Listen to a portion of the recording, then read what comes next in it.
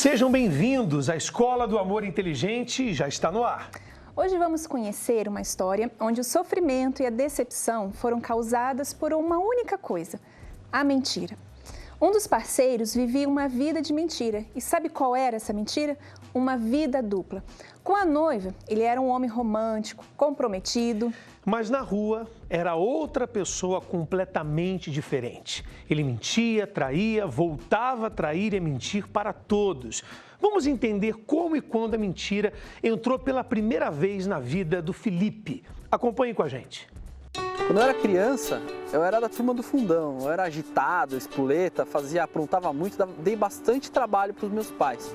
O esporte que eu praticava naquela época era futebol, era bem agitado mesmo, aquela coisa intensa, mas hoje eu estou bem mais tranquilo. Até os 17 anos, 18, eu jogava futebol. Quando eu comecei a fazer faculdade, eu entrei no tênis. E aí, joguei tênis até eu casar. Eu sou filho único de uma família de classe média. E o relacionamento com os meus pais, na época, quando eu era criança, era um relacionamento padrão, normal. Minha mãe trabalhava, meu pai também trabalhava, e eu fui criado praticamente por babá ou pela minha avó, que cuidava de mim quando eu era criança. Meus pais tiveram bastante problemas entre eles. Meu pai, por conta do vício do álcool, e a indisciplina, por conta do vício do álcool, acabou brigando bastante com a minha mãe. Presenciei muitas vezes minha mãe chorando por conta do meu pai estar bêbado, brigando, discutindo com ela, saindo de casa. Realmente foi um período da minha infância bem complicado.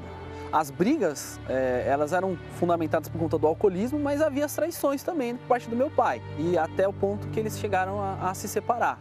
Observando isso, essa realidade na minha casa, eu tive uma certeza, eu coloquei algo dentro de mim, que eu jamais faria o que o meu pai fez com a minha mãe. Eu jamais iria me enveredar no álcool, nas baladas. Eu tinha um objetivo, ser uma pessoa capacitada, uma pessoa de sucesso e construir a minha família. Só que, quando chegou na adolescência, principalmente já um pouco mais avançado, já próximo da fase adulta, ali para os 17, 18 anos, eu me vi fazendo a mesma coisa que ele fazia. Eu era namorado de algumas, mas eu não tinha nenhuma namorada ao mesmo tempo. E isso eu comecei a observar que, da mesma forma que o meu pai traía minha mãe, eu estava traindo a confiança dessas meninas. E da mesma forma que o meu pai se enveredou no vício do álcool, eu estava indo pelo mesmo caminho. Comecei a experimentar uma coisa aqui, outra coisa ali, comecei a fazer coisas que meu pai fazia, até que eu cheguei no antro da prostituição. O que a gente viu aí na vida do Felipe, infelizmente, tem sido uma constante nos modelos de família dos tempos atuais, né? Onde o rapaz, o garoto, cresce sem nenhuma referência. Ele vê as brigas, as mentiras fazendo parte do cotidiano e, como a gente viu aí, o Felipe disse que não iria fazer. Era tudo que ele não queria para a vida dele, mas foi para onde ele foi e a passos largos, né? E essa é uma frase que a gente sempre ouve aqui, né? Que as pessoas passam por uma situação difícil na família e ela sempre fala, não, eu não vou fazer isso. E acaba fazendo. Mas por quê? Porque elas não têm uma base, uma referência do que é certo, o que é bom. E por isso que acaba cometendo os mesmos erros que o familiar, dos pais, e assim segue, né? Erros que ela disse que não iria cometer. Mas agora nós vamos conhecer o outro personagem dessa história, a Cristiane. Vamos ver quem ela é e pelo que ela passou. Acompanhem com a gente. Eu tive uma infância tranquila, economicamente, mas eu me sentia muito sozinha. Meus pais se separaram, eu tinha mais ou menos uns 9 anos de idade e os problemas começaram aí. Depois da separação, minha mãe ela voltou a estudar, ela voltou a ter outro ritmo de vida, ela começou, aí sim, ela teve a liberdade dela para sair, então ela fazia, né, tinha os compromissos com os amigos dela nos finais de semana, durante a semana, e eu me vi fechada, passando por vários problemas, vários conflitos nos relacionamentos com rapazes que eu não sabia, não conseguia compartilhar com ninguém. Com 12 anos eu tive meu primeiro namorado e ele era 4 anos mais velho do que eu. No início era tranquilo, um relacionamento que os dois se amavam, se gostavam, mas com o tempo eu me percebi me anulando nesse relacionamento. Eu tentava sempre me adaptar ao que ele gostava, né? Me anulava para ele poder me levar para os locais. Então eu me sentia muito inferior a ele, muito. Muitas vezes eu fiquei no quarto, chorei, me mutilei. Eu pegava estilete e passava o estilete nos meus pulsos. Colocava o nome dele, era uma possessão mesmo que eu sentia por ele. Até que a família dele precisou mudar para um outro lugar, para Foz do Iguaçu. E o relacionamento teve que acabar. Só que mesmo assim a gente tentou manter esse relacionamento. E foi onde eu descobri as traições. E nessa época eu me senti tão sozinha e tão desconformada, desiludida com a vida sentimental, que eu acabei tentando o suicídio. Eu tentei o suicídio por 2 vezes. As 2 vezes foram tomando remédios que tinha na minha casa. Depois de um tempo, eu resolvi me dar uma chance e ser feliz em outros relacionamentos. Depois de quase 1 ano, tentando um relacionamento sério, né, a busca da felicidade, eu encontrei o Felipe. Olha que ponto chegou, né? 2 tentativas de suicídio. A pessoa, para chegar nesse ponto, é porque está desacreditada, né? Mas aonde que vai chegar com esse tipo de pensamento e mergulhada nesse tipo de sentimento, né? A mentira e as tentativas de suicídio. E se a necessidade de alguém mentir já mostra por si só que algo está errado com ela. E quando isso acontece no relacionamento, pode fazer um estrago enorme. Mas vamos ouvir a opinião da psicóloga Pamela Magalhães. Acompanhe. As pessoas mentem porque viver em sociedade muitas vezes pede uma mentirinha. Levante a mão quem nunca mentiu. A gente mente quando não estamos tão bem, alguém nos pergunta, como você vai? Aí você diz que bem, porque como que você vai dizer que não está bem, contar toda aquela série de problemas que você está vivendo em casa? Como será que a outra pessoa vai receber isso? E como você vai suportar entrar em contato com essas questões? Existem relacionamentos, por exemplo, que são sustentados por mentiras. E quando essas mentiras são realmente deflagradas, a gente tem aí casamento às ruínas. Então a gente tem que tomar cuidado até que ponto essa mentira deve ser sustentada, qual é a razão dela existir, por que insisto em mentir para quem eu mais amo. E quando eu minto para o outro, será que eu não estou mentindo antes para mim mesmo? Acho importante ressaltar que a mentira, principalmente quando a gente fala no relacionamento, na família, seja onde for, no trabalho, ela faz com que os vínculos eles se fragilizem. Porque se a gente pensar que a base dos relacionamentos é a confiança, a mentira, quando ela é insistentemente repetida e se torna um recurso de relacionamento do casal, a relação passa a ser frágil, a relação passa a ter uma desconfiança persistente e permanente, com certeza a médio e longo prazo, levando a muito conflito, discussão e até término de relacionamento. Quando a gente pensa na mentira como a doença, a gente está falando da mitomania, que é a compulsão pela mentira.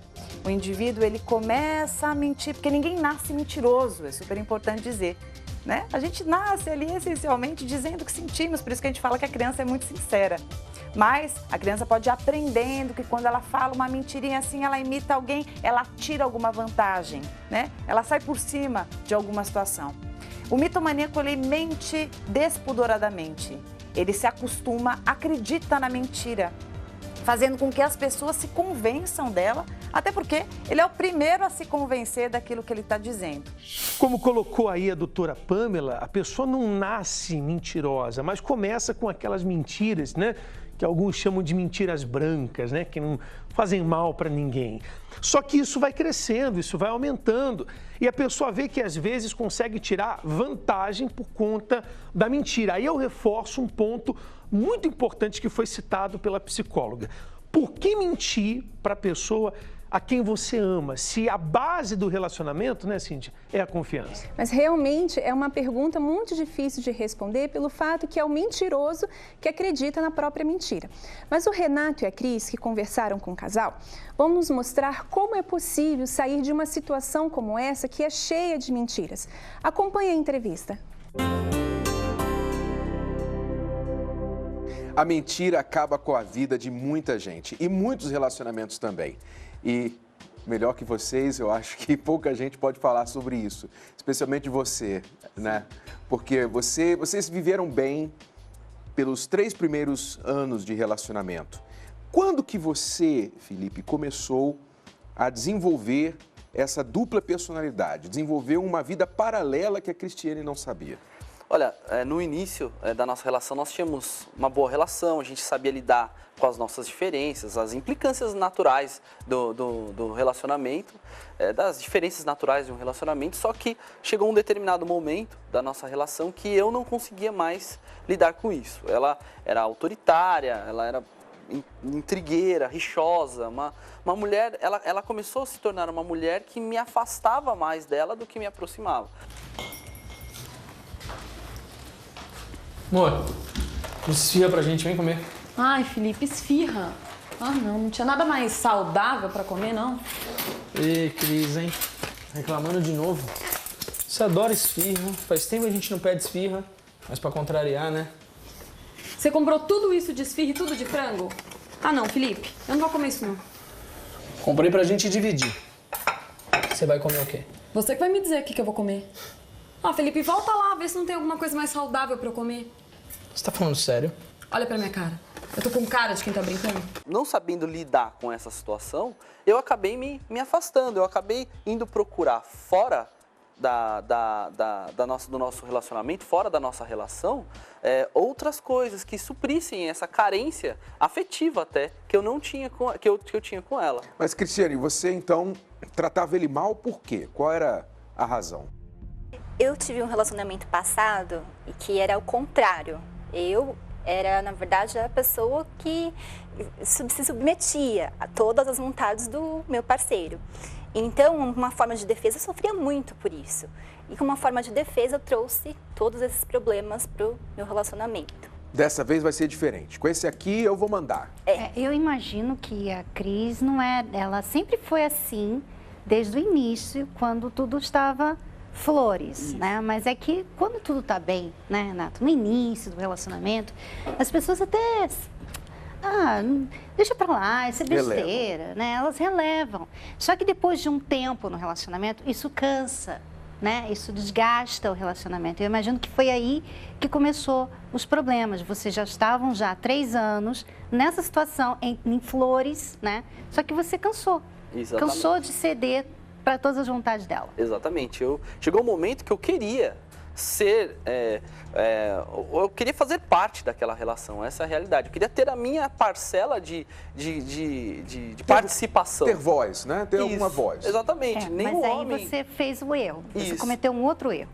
Eu ao invés de focar nesse problema com ela, eu acabei procurando um escape, acabei tentando suprir numa falha do meu caráter, na verdade, essa deficiência que havia no meu relacionamento, eu tentei compensar com outras coisas, que acabei me envolvendo com a prostituição, enfim, com uma série de outras coisas. Como que era essa questão das brigas, assim? A Cris queria mandar, dominar a relação. Como é que era? Porque você me parece uma pessoa tão dócil hoje, tão assim, calminha. Inofensiva. É difícil imaginar isso. E todo mundo falava a mesma coisa. É uma bonequinha. Como pode uma bonequinha tão agressiva? Como é que era? Ele falava assim, quem não te conhece que te compre. Exatamente. E nós tínhamos muitas brigas que eu tinha que dominar. A última opinião tinha que ser a minha. Eu não queria ceder. Tinha que ser do meu jeito. Você fazia isso de propósito? Não fazia de propósito, era algo sem pensar. Dá o exemplo da roupa, por exemplo. Um exemplo clássico dessa diferença era o modo dela se vestir. Ela colocava algumas roupas que acabavam chamando muito a atenção, acabavam mostrando demais. E aquilo me incomodava muito. Tô pronta. Vamos? Você vai assim? Ué, você falou que eu tô pronta, porque eu tô pronta, né? Vai, anda, vamos. Se for assim, a gente não vai. Cris, olha esse vestido, todo marcando, colado. Você gosta de provocar, né? Para, né? Não precisa provocar ninguém não, tá bom? Eu me visto pra mim, eu tô bem assim e eu vou assim. É pegar ou largar.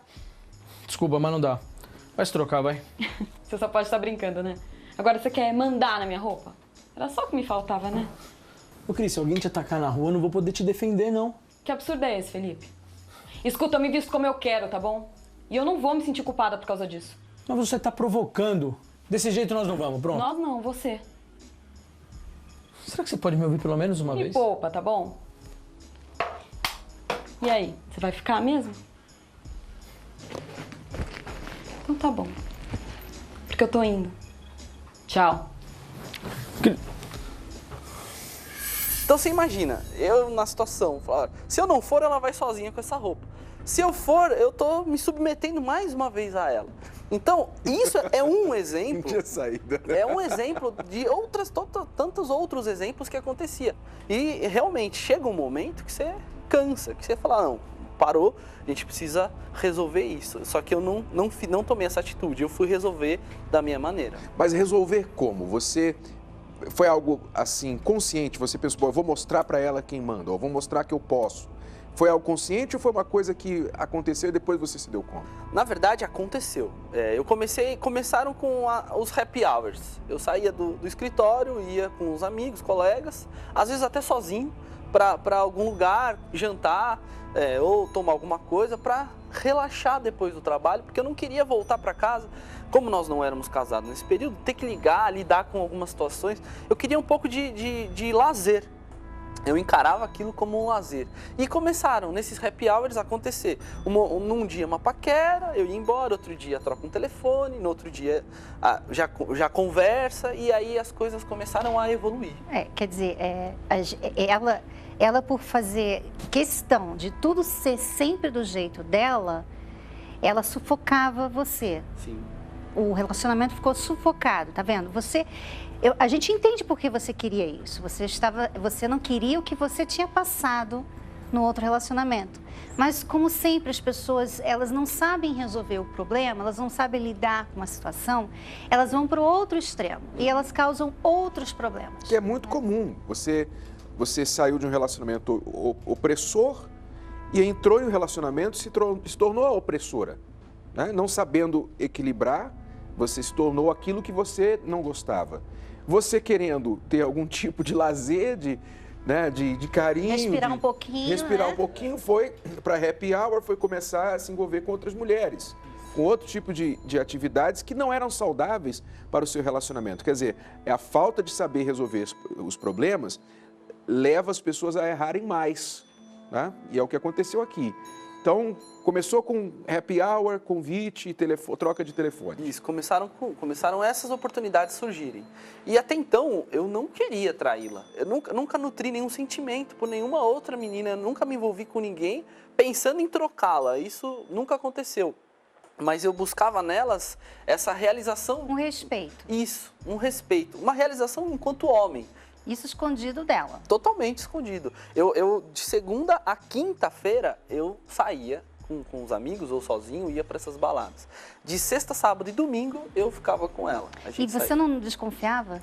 No início eu não desconfiei. Aí, quando eu conheci, ele não tinha vícios, né? Ele não bebia. E aí, aos poucos, ele foi colocando isso, foi demonstrando esses vícios. Onde ele está aprendendo essas coisas, né?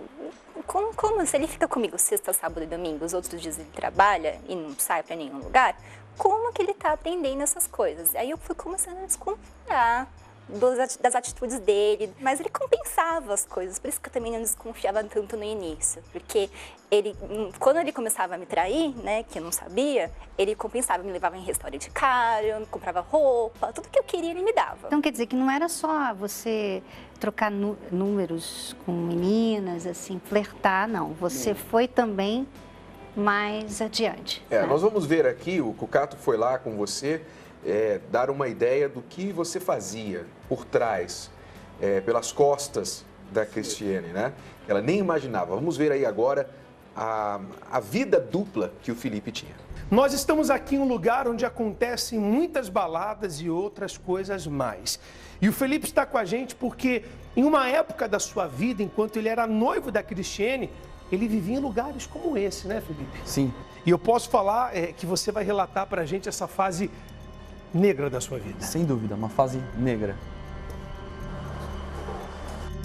Olha, tudo começou no final da minha faculdade. Nessa época eu ainda cursava a faculdade, e dentro da faculdade uma menina se ofereceu. Ela veio e fez uma proposta para mim.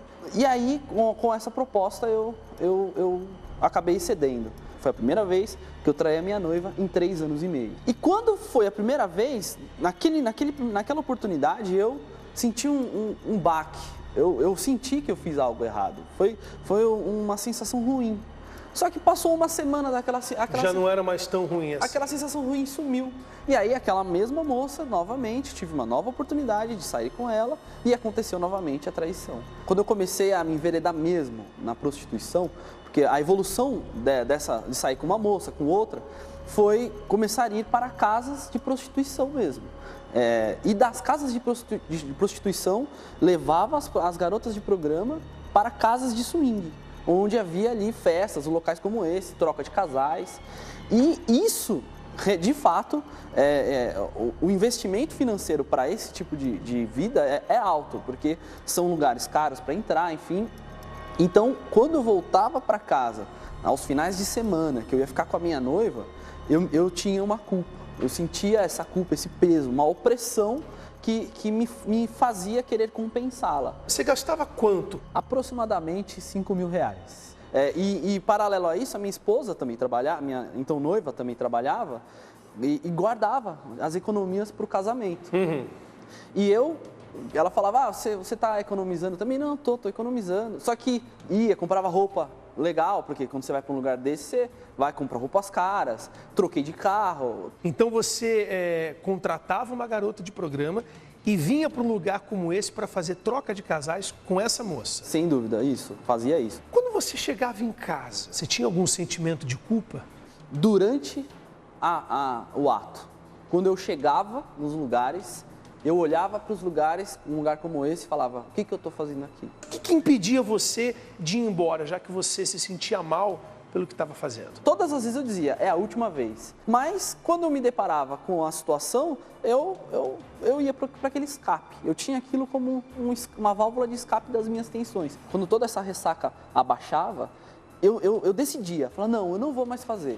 Só que passava 1, 2, 3 dias, a vontade de fazer de novo me vencia. Quando eu não tinha mais condições de financiar essa vida, chegou ao ponto de amigos pagarem. Fala, não, vamos lá, eu pago para você. E aí a gente começa a ficar refém daquela vida. O desprazer que você sentia, então, era maior do que o prazer do ato? Sem dúvida, era maior. O peso da culpa e a consequência prática até na minha vida era muito pior do que aquele instante de prazer. Qual que é o seu maior arrependimento diante de tudo isso que você está relatando para a gente?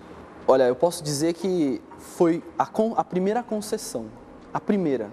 Se eu tivesse resistido, se eu tivesse dado ouvido aos valores que eu recebi dos meus pais, aos valores que eu tinha enquanto criança e adolescente e jovem, para que não trair, para não fazer esse tipo de coisa, e se eu tivesse não deixado a primeira sugestão criar corpo, eu não teria vivido tudo aquilo que eu vivi. Felipe, você pensava assim, se a Cristiane descobrir, você temia este dia, você sabia que era inevitável, o que você pensava? Sim, temia muito esse dia, porque mesmo fazendo o que eu estava fazendo de errado, eu não queria perdê-la.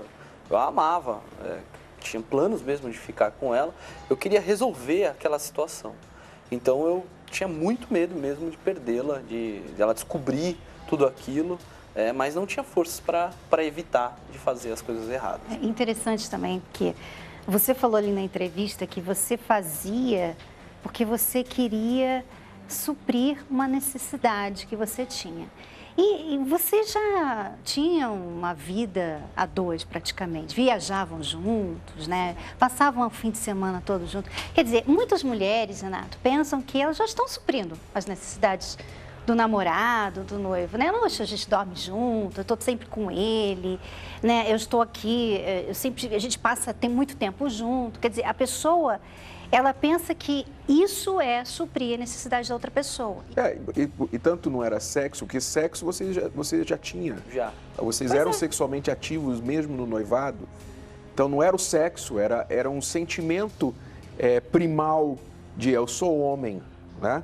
E não justifica, claro, a Cristiane tinha os defeitos dela, tratava você mal, queria mandar na relação, não justifica, porém, o que você fez, né? Tanto é que você não tinha paz com você mesmo, né? Exatamente.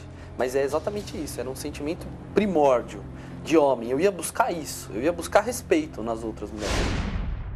E você também não se respeitava, né? Porque você, para ir lá nessas casas de swings, você também não estava se respeitando. Isso na verdade, ali o homem acha que aquilo ali faz parte da natureza. Eu achava isso, pelo menos. Nunca tinha passado pela minha cabeça que eu também estava sendo tão desrespeitado, ou até mais, do que aquelas mulheres, aquelas garotas de programa que eram levadas ali. E você, Cristiane, economizando para o casamento. Exatamente. Enquanto tudo isso acontecia. Eu queria comprar apartamento, queria focar na festa, né? E eu guardando todas as economias durante todos esses anos lá direitinho. E achando que ele era o noivo perfeito. Sim, o dava príncipe. Flores e tudo. Você devia falar para as suas amigas E ele dele. vivia num relacionamento de aparência, né? Não tinha problemas. Todo mundo, quem via de fora, achava que estava tudo certo. Quando foi que a casa caiu, então? Puxa, na verdade, fui eu que puxei os pilares da casa, porque aquela opressão, aquela tristeza interior, um diálogo interno. Aquele sentimento de culpa que você tinha. Quer dizer, culpa. não estava suprindo e estava trazendo outro problema, que era a culpa, Era uma a consciência ruim. Uma ilusão. Eu busquei algo que era uma ilusão. E quando eu me deparei diante do nada, da ilusão, uma vida de mentira, paralelamente, acabando, me afundando no alcoolismo, porque a tristeza puxa o lúdico, e eu estava fugindo da minha realidade através do alcoolismo, indo me enveredando nos vícios do alcoolismo e acabando com a minha vida na prostituição. E do outro lado, meus pais vendo um filho já nesse momento formado, exercendo a profissão, bem-sucedido, com uma noiva, com uma vida, uma projeção de vida saudável, eu fiquei entre essas duas vidas. Qual que eu vou me revelar? Qual que eu vou escolher? Eu tive um momento de escolha, que foi um colega meu de trabalho que percebeu a minha opressão, a minha tristeza, e veio conversar comigo, e eu tive aquele momento, desabafei com ele. O que está acontecendo? Você tá diferente, meu. Você não parece nem o Felipe da galera. Você tá inquieto, inseguro. O que tá acontecendo? Cara, eu tô muito enrolado. Eu sei que eu preciso terminar com a Cris, eu tô decidido. Ela é bacana demais, ela não merece tudo isso. Eu não sei do que se trata, entendeu? Mas uma coisa é fato, você tá com problema. Será que tem jeito? É claro que tem. Pra tudo tem jeito. Olha, como se trata da Cris, eu queria te fazer uma proposta. Proposta? Como assim? Cara, eu queria te levar num lugar antes que você faça outra besteira. Você topa? Pior que tá, não vai ficar, né? Topo. E eu aceitei. Nessa primeira palestra foi dito que a verdade, ela é a única ferramenta capaz de te libertar de qualquer prisão. E aí foi dito um monte de coisa, mas essa palavra, eu falei, puxa vida, eu me sentia aprisionado naquela mentira. Aí naquela semana, depois de ter ouvido aquela palavra, nós nos organizamos. Eu já não tomei a iniciativa, mas eu aceitei. Eles me convidaram, vamos, ok. Não falei não. Disse, naquela ocasião, falei, olha, eu já estou sem dinheiro. Esse mês eu não vou conseguir mais ir. Porque eu já estava querendo parar. Depois que eu ouvi a palavra, eu já estava refletindo, querendo parar. Mas realmente eu estava sem dinheiro. Falei, olha, não tenho condições de ir hoje. Foi aí que eles disseram, não, fica tranquilo, hoje tá tudo por nossa conta. Pode ficar sossegado. Só vai. E aí eu falei, poxa, e era relativamente caro para mim naquela ocasião, era caro gastar cerca de 700, 800 reais por noite. Falei, puxa, baita de um presente que eu tô ganhando, não vou desperdiçar. Era tudo, o que um viciado quer, tudo é a droga. Então eu tava ganhando a droga naquele momento. E aí nós estávamos nos falando no telefone, eu liguei para ela para fazer aquele joguinho de palavras, a mentira, dizer que eu ia dormir, não ia dormir. E aí foi que veio novamente aquela palavra que eu ouvi. A verdade é a única ferramenta capaz de libertar de qualquer prisão. E eu pensei, falei, olha, é aqui. a bifurcação da minha vida. Ou eu escolho essa vida para mim e eu vou ter que revelar isso para os meus pais, para ela, e eu não vou mais conseguir suportar essa mentira e vou continuar me enveredando nos vícios, na prostituição, ou eu me liberto dessa mentira contando a verdade. Chegamos no ponto em que Felipe não suportava mais viver uma vida cheia de culpa e de ressaca moral por conta dos seus vícios. Mas como será que ele vai resolver isso? E qual será a reação da Cristiane? E daqui a pouco você vai saber também o outro lado que faz parte dessa história. Como era a vida de uma ex-garota de programa. Voltamos logo após o intervalo. Não saia daí. Atenção São Paulo! Renato e Cris estão com uma novidade, o novo livro Diário do Amor Inteligente, e estarão na sua cidade para o lançamento, no dia 1º de junho, às 18 horas, no Templo de Salomão, Avenida Celso Garcia, 605, Brás. Esteja presente! Vocês viram no último bloco que eu fui com o Felipe ao lugar que ele frequentava quando mentia para a noiva. E lá ele revelou que tudo começou quando ele aceitou o convite de uma colega de trabalho. Foi daí para frente que ele perdeu o controle e chegou a ficar viciado em sexo. Vamos ouvir agora o depoimento de uma ex-garota de programa, que hoje fala abertamente sobre tudo o que deixou no passado e como ela se sentia naquela vida. Acompanhe. Eu me via como um lixo. Ela veio de Santana do Araguaia, uma pequena cidade no interior do Pará. De família muito pobre, ela entrou na prostituição muito cedo, iludida pela fama, pelo dinheiro e pelo luxo. Quantos anos você tinha, Márcia, quando você fez o seu primeiro programa? Eu comecei na prostituição dos 14, entre ida e vinda, acho que até os 22 anos. Foi através de influência de amigas, né? Eu saí para as baladas com as amigas e elas começaram a apresentar as baladas, bebida, novidades, as roupas de grife, que eu não conseguia porque eu vim de uma família, né, uma família bem humilde financeiramente, e falou assim, ó, conseguimos tudo isso através de algo bem bacana, uma profissão muito boa que você vai gostar também. Qual era o perfil dos homens que te procuravam? 90% eram casados, bem mais velhos e casados. O que você acha que eles procuravam em você? Eles queriam algo que não tinha em casa, eles falavam. Chegava reclamando da esposa, que a esposa não dava atenção. Chegava em casa, a mulher só brigava, então eu nem preferia ir para casa, preferia sair. O que você pensava para o teu futuro? Eu precisava muito de dinheiro, mas ali, naquele momento, eu não era feliz. Eu nem acreditava na felicidade de vida sentimental, que é casar, construir família. Eu não acreditava que existe essa felicidade. Porque as pessoas, o homem casado me procurava porque eu achava que todo mundo também era infeliz. O que passava pela tua cabeça nesses momentos de maior tristeza? Pensava muito em sair daquela vida. Só que eu não pensava como que eu vou ganhar o que eu ganhava trabalhando. Então, para suprir essa tristeza, aí que eu me afundava nas baladas, nas festas, com as amigas. Aqueles momentos ali, eu estava sorrindo, estava feliz, mas dentro de mim eu estava super infeliz. Em algum desses programas que você fez, chegou a se apaixonar por alguém? Cheguei a gostar de um cliente, sim. Frustrante, né, para mim, porque eu sabia que eu era outra. Ele sempre falava que ia ficar comigo. Mas eu não acreditava, no fundo eu não acreditava. E você conquistou tudo o que você queria? Não consegui. Por quê? Porque eu fui me afundando muito nas baladas, nas bebidas, então tudo que eu conseguia eu gastava. Tudo que vinha, ia. Valeu a pena? Não. Eu tirei uma lição, né? Não adianta eu querer algo assim fácil, que foi um preço que eu paguei, né? E qual foi esse preço?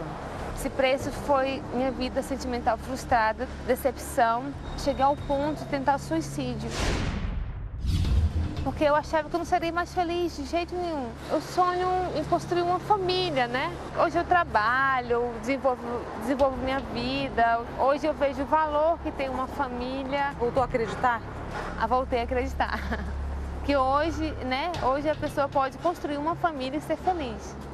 A gente percebe tanto na história da Márcia como na história do Felipe que o problema dentro de casa, a falta da família e as amizades, né, influenciaram e foi crucial nas decisões e nas escolhas de cada um, como a gente viu agora, né? Você vê, uma menina de 14 anos que se deixou ser iludida, né, pelos luxos, algumas se deixam ser iludidas até pela fama, né, mas a gente sabe que o final disso tudo, a pessoa paga um preço muito alto, né? Infelizmente, é um mundo de ilusões em que elas são usadas como verdadeiros objetos, mas a gente viu aí, a Márcia conseguiu dar a volta por cima. Inclusive, agradeço a Márcia pelo seu depoimento, que com certeza tem como ajudar muitas pessoas, muitas mulheres, inclusive, que estão vivendo nessa situação, e nós mostramos aí que existe como dar a volta por cima. Isso, mas vamos voltar agora para a entrevista com Renato e a Cris. A vida dupla, cheia de mentiras do Felipe, chega ao limite, e isso deixa sua relação com a Cristiane na berlinda. A única saída era a verdade, mas será que o Felipe tem coragem de tomar essa atitude? E como será que a Cristiane reagiu? É o que a gente vai saber agora. Nós estávamos nos falando no telefone, eu liguei para ela para fazer aquele joguinho de palavras, a mentira, dizer que eu ia dormir e não ia dormir. E aí foi que veio novamente aquela palavra que eu ouvi. A verdade é a única ferramenta capaz de libertar de qualquer prisão. E eu pensei, falei, olha, é aqui a bifurcação da minha vida. Ou eu escolho essa vida para mim e eu vou ter que revelar isso para os meus pais, para ela, e eu não vou mais conseguir suportar essa mentira e vou continuar me enveredando nos vícios, na prostituição, ou eu me liberto dessa mentira contando a verdade. Vamos ver se é verdade isso que eles disseram na palestra. E eu falei, olha, eu preciso te falar alguma coisa no telefone.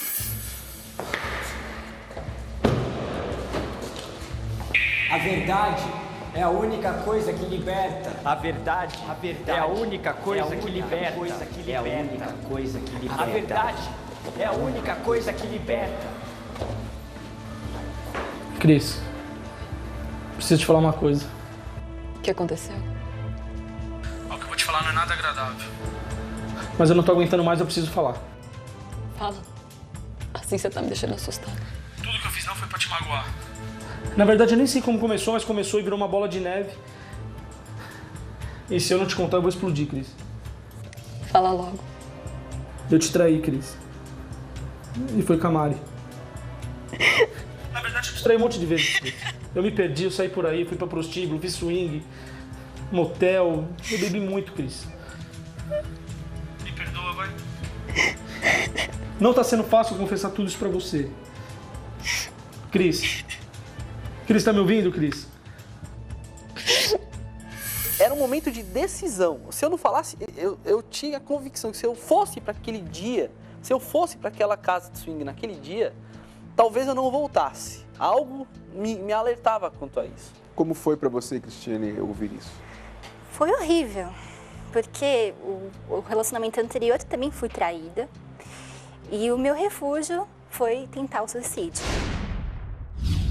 E novamente os problemas estavam acontecendo e começou a passar novamente. Eu não vou ser feliz, eu vou me matar, Porque... Enquanto ele estava falando, você só ficava pensando nisso? Só pensava nisso.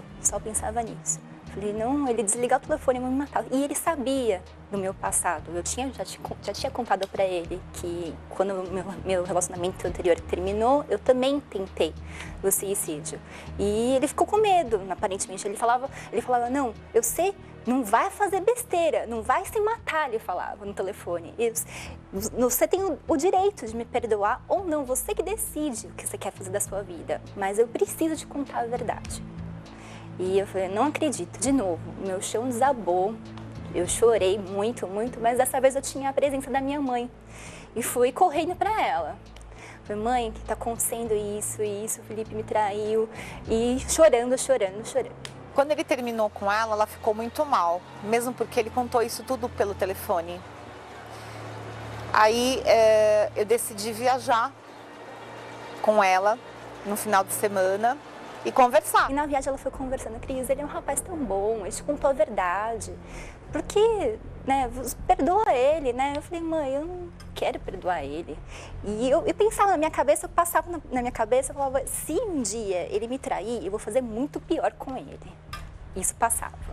Então, antes de me matar, eu ia fazer isso. Era isso que passou na minha cabeça, eu vou dar o troco nele. E você, Felipe, como que você ficou? Perdi minha noiva? Como que você ficou? Naquele momento que eu contei toda a verdade para ela, nós desligamos o telefone e eu me senti imediatamente, leve. De fato, a verdade me libertou. Mas a colheita daquilo que eu estava semeando também veio. Foi o primeiro final de semana em 6 anos, que foi depois dos 3 anos da parte ruim do relacionamento, que eu não tinha companhia, não tinha com quem sair, porque os meus amigos que faziam as coisas erradas comigo também eram, a maioria, casados, então eles tinham as famílias dele, então eu não tinha, eu fiquei sozinho, livre daquela mentira, contei tudo para os meus pais também, não naquela noite, mas no dia seguinte, no café da manhã, ele falou, você não foi para casa da Cris hoje e tal? Aí eu falei, ó, senta aí, né? Aí contei tudo para eles. Meu pai e minha mãe me reprovaram, obviamente, porque eles também não sabiam. Mas ele falou, puxa, lamentaram muito aquilo. E aí, naquele final de semana, eu me vi perdido. Falei, puxa, e agora o que eu vou fazer da minha vida? Também senti o baque de ter perdido minha noiva. Fiquei arrasado. E naquele momento, eu percebi o quanto eu tinha perdido. Porque, embora nós tivéssemos toda a razão disso tudo, foi as nossas diferenças, eu nunca tinha largado ela para viver a vida de solteiro sem culpa, porque eu a amava. Apesar dos pesares, havia, como ainda há, um sentimento entre nós. Então, eu me senti muito mal depois de ter revelado. Quer dizer, ali vocês já estavam com 6 anos de relacionamento? 6 anos. 6 anos, aí você descobre tudo isso, Cristiane, e eu creio que uma das maiores dificuldades quando a ficha cai, depois que você processa tudo, eu não posso confiar mais nessa pessoa, nunca mais vou poder confiar. Foram 3 anos e tal. Exatamente. Quais eram os seus pensamentos? Você se separou por um tempo? Você não queria mais nada? O que você resolveu? A gente ficou dias separados, né? E minha mãe, conversando muito, me orientando muito, dá uma chance para ele. Só que eu sabia que eu tinha que mudar e que ele tinha que mudar. E eu não sabia como, não tinha ideia como. O que eu vou fazer? Eu sei que eu preciso... O que levou ele? Né? Eu não pensava, achava que era alguma coisa exterior. Aí comecei a me maquiar mais, me arrumar mais, vestir melhor, né? Mas eu não sabia o que buscar para tentar mudar. Né? Ele falou, não, o problema não é o seu exterior. Mas mesmo assim eu me sentia muito mal, eu achava que era alguma coisa relacionada a sexo, eu achava que era alguma coisa... Porque ele foi procurar na rua, você pensou, bom, então eu não sou suficiente. Exatamente. Né? Que muitas mulheres acabam fazendo, o erro, de novo, outro erro, porque aí elas acabam até se sujeitando a muitas coisas erradas, porque elas pensam assim, não, eu tenho que ser como aquelas mulheres lá fora, ou na pornografia, para que o meu marido, o meu namorado, queira ficar só comigo. Foi até então que ele começou a me chamar, daí para as palestras também. E na palestra começou realmente a ver, eu falei, puxa, é isso que eu estou fazendo de errado. Então, é por aqui que eu tenho que ir, não é assim, olha, eu estou desrespeitando ele, quando eu grito com ele, quando eu falo mais alto com ele, eu estou desrespeitando ele, e eu não estou considerando o que ele fala. Então, na palestra, as coisas que eu estava fazendo de errado começaram a vir. E aí, foi aos poucos, eu falei, entendi, não é o meu exterior, é o meu interior que precisa ser mudado. Quer dizer, então, é o que a gente tem sempre falado, que se as raízes não são resolvidas, não adianta ficar lidando com as folhas e galhos dos problemas da relação.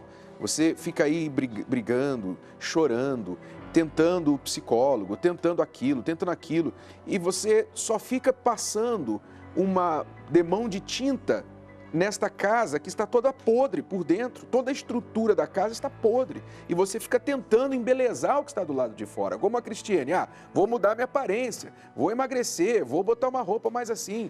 E não era esse o problema. Então, nas raízes, quando vocês descobriram os problemas principais, quais eram essas raízes e o que vocês fizeram para arrancá-las? Olha, inicialmente eu percebi, obviamente, que eu não podia mais mentir. Sabia que eu deveria, agora, a mais do que nunca, ser transparente com ela. Porque como reconquistar a confiança de alguém traído para que esse relacionamento dê certo? E como confiar em alguém que tinha jurado que faria algo pior com você se descobrisse que você estivesse traindo?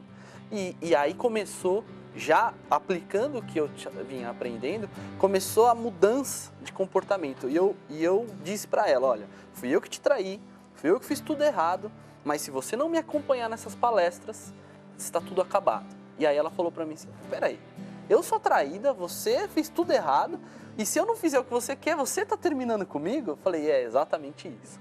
Então, a partir daqui, eu aprendi a ser homem, eu posso dizer assim, da maneira correta. Isso eu sei que é saudável para a nossa relação. E eu falei, faz um teste, faz uma prova. Se você for um dia, porque eu fui em um dia e já fui transformado a minha maneira de pensar, se você for um dia e não acontecer com você, você não precisa ir mais. Mas eu vou, e mesmo que você não queira ir, eu vou continuar indo, porque foi isso que me salvou. Se você não quiser, você segue sua vida, a gente continua amigo, mas relacionamento não vai mais dar. E aí ela deu essa chance para terapia, fomos junto a assistir as palestras, e aí que ela começou a aplicar. E aí nós começamos a descobrir, até hoje a gente descobre raízes que precisam ser arrancadas. Que hoje elas não têm mais ramos, frutos, porque a gente já podou, mas vira e mexe, tem alguma coisinha que você precisa consertar. Ninguém é perfeito. Mas o que vocês fizeram foi inteligente, porque o que muitas pessoas fazem, depois que há uma traição, ou que alguma coisa acontece errada, assim, num casamento, num relacionamento, elas vão tentar de novo. Vão tentar. Aí, tipo assim, como se aquilo não tivesse acontecido, elas tentam de novo porque elas se amam, né? Só que elas não sabem como se corrigir. Elas tentam de novo e os mesmos problemas voltam. Depois de um mês, 2 meses mais voltam. Quer dizer, não adianta tentar de novo fazendo as mesmas coisas que vocês sempre fizeram. Ou simplesmente cruzando os dedos e pensando assim, não, dessa vez vai ser diferente. Não, o nosso amor vai superar isso, porque mesmo com tudo isso a gente ainda se ama e esse amor vai superar tudo isso. Não vai, o amor não supera. O amor precisa ter as ferramentas, precisa saber agir.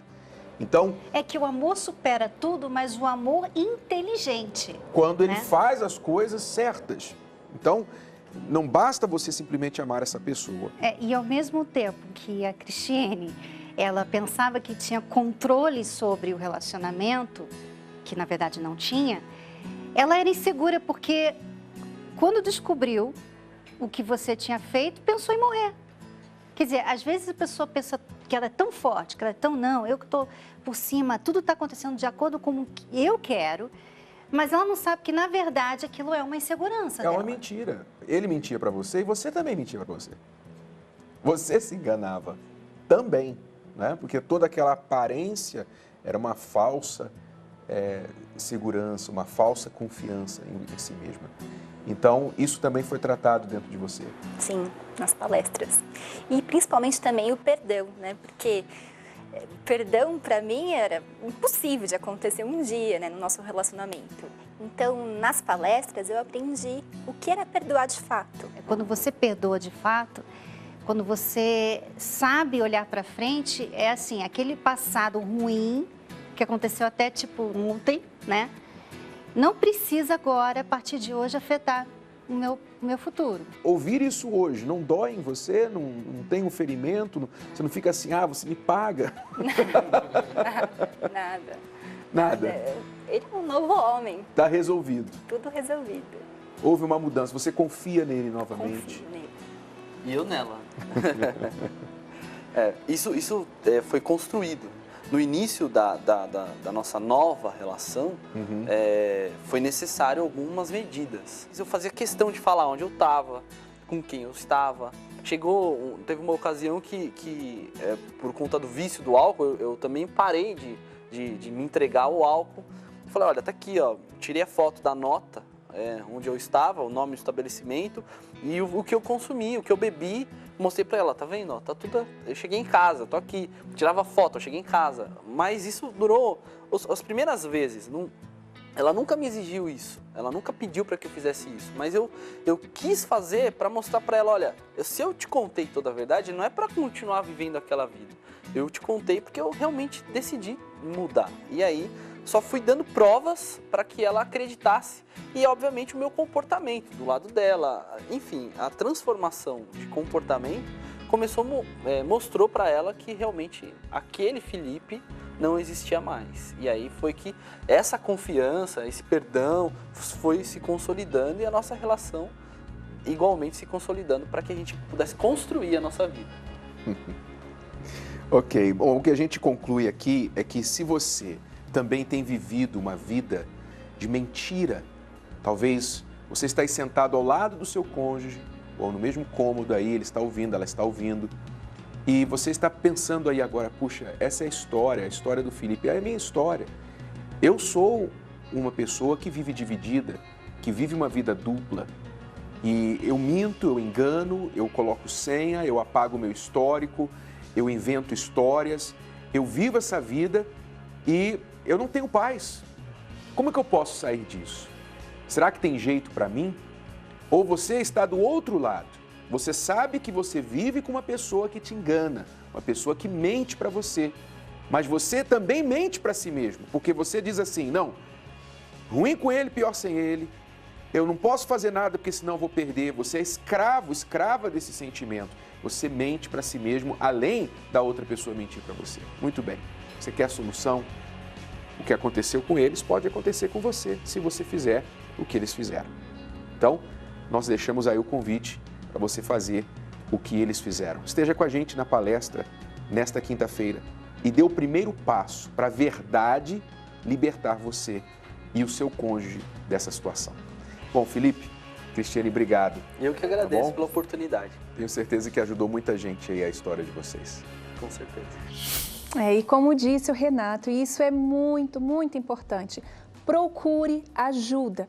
E o primeiro passo você pode dar nesta quinta-feira, às 10 da manhã, às 3 da tarde e às 8 da noite. A Cris e o Renato estão nas palestras da manhã e da noite. E eu e o Cucato estamos na palestra da tarde. Esperamos por todos vocês na Avenida Celso Garcia, 605, a 5 minutos da Marginal Tietê. Nós temos creche para os seus filhos pequenos, tem um amplo estacionamento, você não paga nada por isso, mas chegue cedo, porque as portas se fecham 5 minutos antes de cada palestra. E um último recado muito especial para os alunos aí do Rio de Janeiro. Dia 25 de maio, o Renato e a Cris estarão fazendo uma palestra aí na Cidade Maravilhosa. Será às 7h30 da noite, na Avenida Dom Helder Câmara, 4242, em Del Castilho. Não perca, é uma oportunidade única com direito ao autógrafo do novo livro dos professores. Está aqui, ó, O Diário do Amor Inteligente. Não vai ficar de fora. E mais uma informação importante. No dia 8 de junho, começa o curso de restauração do casamento após a quebra de confiança. Será no Templo de Salomão, às 8 da noite. A entrada é gratuita. Para mais informações, acesse o site terapiadoamor.tv. Bom, agora vamos ver a simulação para saber o que está acontecendo com essa aluna que nos pede ajuda. Acompanhe. Eu sou casada e descobri mensagens de uma mulher estranha no celular do meu marido. Roberto, tem uma mensagem de uma mulher indecente no seu telefone.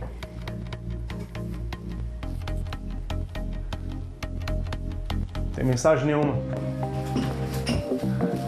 Roberto,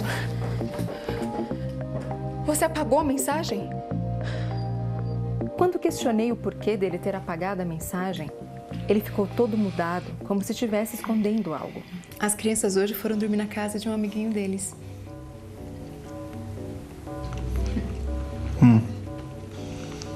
E daí? E daí que eu pensei que a gente pode ver um filme. Vou dormir.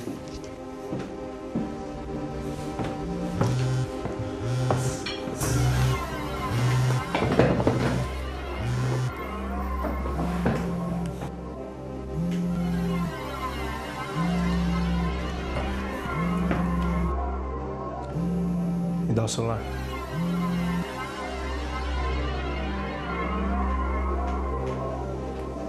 Me dá o seu.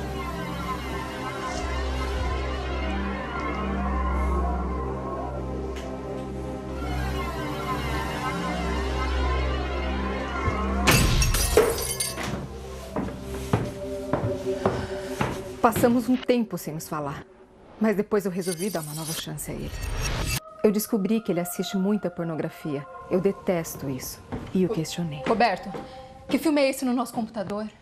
Um filme pornográfico? A gente tem criança pequena em casa, eles podiam ter visto isso. Se o problema é esse... Pronto. Desse jeito não dá pra continuar. Ah, não dá pra continuar? Então vai embora. Some. Não precisa também ser desse jeito. Eu pago o aluguel aqui dessa casa, então eu fico. Agora, se você quiser ir embora, pode ir. Mas eu acho que você não vai, né? Você não tem dinheiro pra pagar nada. Aliás, se quiser, pode levar as crianças pra passar fome com você. Penso em me separar, mas tenho medo de não dar conta. Tenho 3 filhos e moramos de aluguel. Me preocupo em passar por dificuldades financeiras. Poderia ir para a casa dos meus pais, mas eu fico com medo. Meu pai bebe e às vezes é muito ignorante. Não sei o que fazer. Por favor, me ajudem. Pelas informações que essa amiga deu para nós, a gente não consegue saber se ela, quando entrou no relacionamento, ele já era abusivo, né? O marido dela já agia assim, ou se ele mudou com o tempo, né? E começou a tratá-la dessa forma. Mas o que a gente tem que entender é o seguinte: algo tem que ser feito. Ela não pode continuar nessa situação, ainda mais com o marido agindo dessa forma. Só que a gente viu ali na simulação, Cíntia, que ela toma uma atitude, ou pelo menos diz que vai tomar, só que ela recua. Ela fala, ó, algo tem que ser feito, você tem que se posicionar. Ele não faz nada, ela recua. Ela tem que tomar uma posição firme para que haja, então, uma mudança, porque são as novas atitudes que vão fazer com que haja novos resultados. Até porque quando ela confronta ele, né, com as perguntas, vendo o celular, ele imediatamente já ameaça ela, ou já com uma atitude mais grosseira.